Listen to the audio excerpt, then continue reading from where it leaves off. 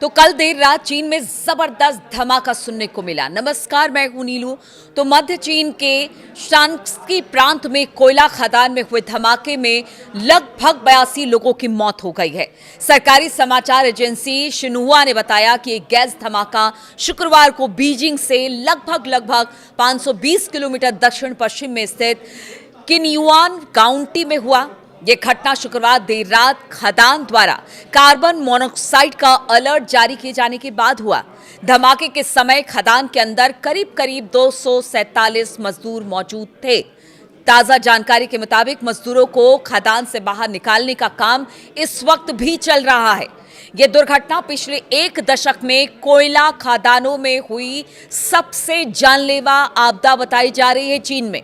हालांकि चीन ने हाल के वर्षों में सुरक्षा के मामले में अपने रिकॉर्ड में सुधार किया है, फिर भी वहां पर भारी तादाद में लगातार मौतें हो रही हैं इन खदानों में।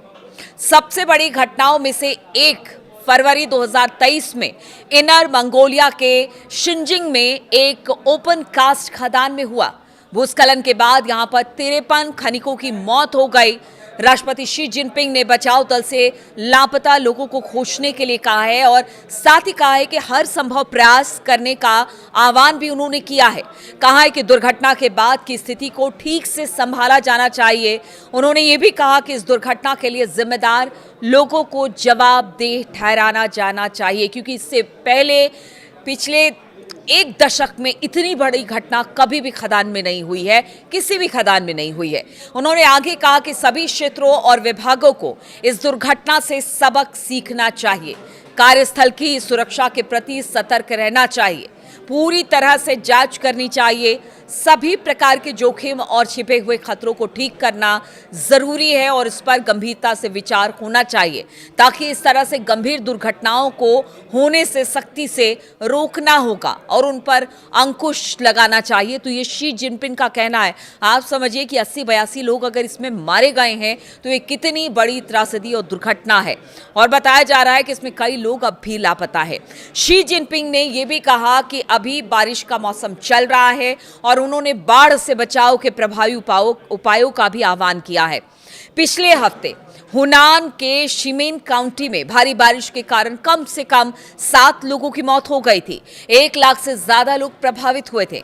स्थानीय अधिकारियों के मुताबिक 14 अन्य लोग अभी भी लापता हैं।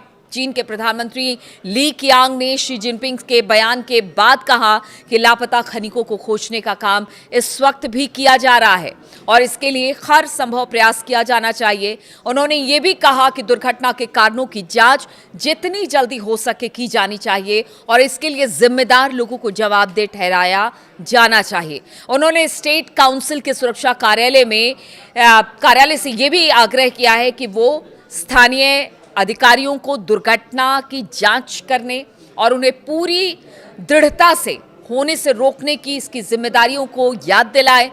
सरकारी मीडिया ने यह भी बताया कि उप प्रधानमंत्री झांग कुओगिंग और स्थानीय अधिकारी आपातकालीन राहत कार्यों का निर्देश देने के लिए दुर्घटना स्थल पर मौजूद थे। शांक्सी चीन का सबसे बड़ा कोयला उत्पादक प्रांत है। पिछले महीने लुलियांग में हुई एक और घटना में 4 खनिकों की मौत हो गई थी और अब ये बड़ा हादसा है जिसमें 80 से 82 कहा यह जा रहा है कि हो सकता है मरने वाले का आंकड़ा और ज्यादा बढ़ जाए। इस वक्त भी राहत बचाव कार्य चीन में किया जा रहा है जहां पर यह दुर्घटना घटी है। और साथ ही साथ शी जिनपिंग की बात की जाए, उन्होंने कहा कि आगे फिर कभी इस तरह की दुर्घटना ना हो, इसके लिए अधिकारियों को ताकीद किया गया। अधिकारियों से कहा गया कि आप इनकी सुरक्षा, जो खनिक काम करते हैं खदान में, उनकी सुरक्षा सुनिश्चित कराई जाए और अभी जहां पर इस वक्त रेस्क्यू ऑपरेशन चल रहा है वहां पर भी तमाम सुविधाएं इन खनिकों को उपलब्ध कराया जाए, सही इलाज इनको मुहैया कराया जाए। और इसके अलावा प्रधानमंत्री की बात की, चीन के प्रधानमंत्री की भी बात की जाए तो उन्होंने भी अपनी तरफ से कहा है कि वहां पर व्यवस्थाएं की जा रही हैं, रेस्क्यू का काम चल रहा है। लेकिन कहा यह जा सकता है कि जिस तरह से ये दुर्घटना हुई है उसमें कहीं ना कहीं एक बड़ी लापरवाही जरूर देखने को मिली है।